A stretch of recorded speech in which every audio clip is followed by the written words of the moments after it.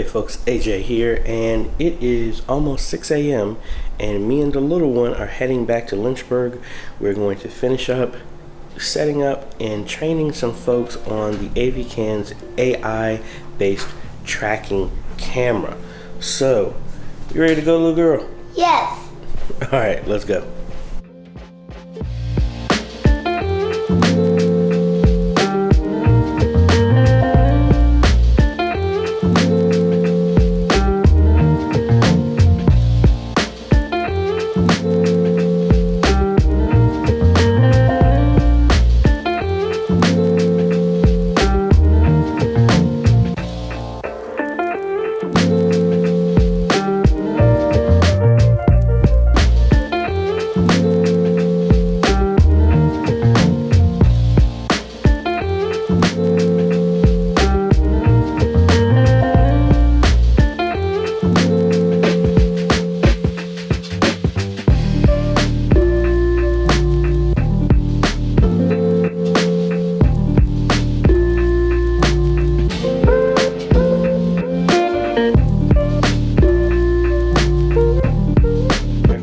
Back here at Pleasant Valley, and I got some other people supposed to be here.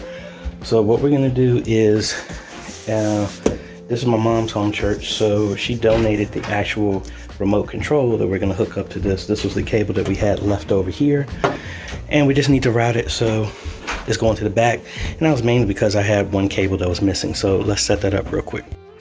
All right, so it looks like the RS-232 cable that was going to the camera was messed up. I switched it out and the camera is working. There is no network up there because we got them set up with the OBS bundle, got everything set up to move the camera, sound, all this good stuff. Most likely, they had an old S-video modulator that was feeding the camera and the TV in the fellowship hall. Suggested to them to upgrade to a HDMI RF modulator similar to what I had at my church with the Thor, which I'll tag the video up here. That will get the video there over the coax cable, but it will also open it up to if they ever decide to hook up the TVs anywhere else. It's just a coax cable that needs to be ran.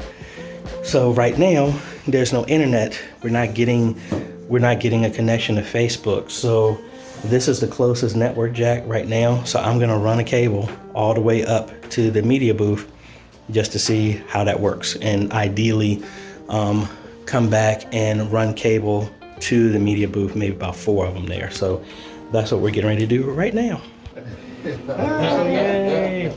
So we got them up and streaming. You see we had to run a long cable here, but we got them wired in, updated the presenter for Worship Extreme, got the camera set up, we did a test stream for about a couple of minutes. Also ran everything through free conference call to be ran up here. So I think we're good to go. We scheduled them to live stream on Facebook tomorrow.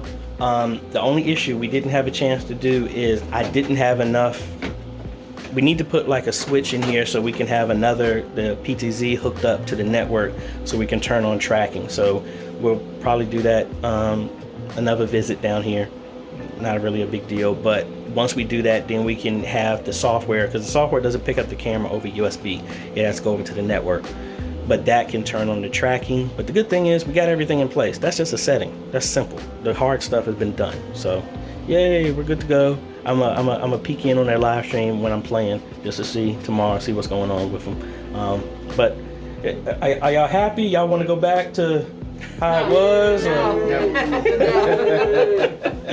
All right, so let me get this wrapped up. And I know this was short, but you know, y'all wanted to see what it was, and I don't know, one of y'all want to go down there and we can see what it looks like on the camera and all that other good fun stuff. Go ahead, sir. You give the boundaries of how far out do you want the camera to go, how close do you want it to go, and after that, and you turn tracking on, it will track, and it can only do one person. Yeah. So if you put 2 people up there, it'll throw it off.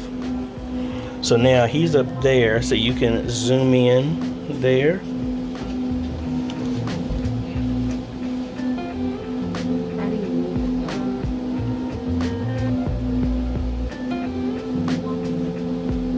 And when it's connected over the network, we can actually pull the software in to turn down the sensitivity of how fast, how slow. Okay. So right now we can't do that until we ran another cable to it. So actually, we got to turn the projectors on. Y'all can see what it looks like as well too. Turn it down.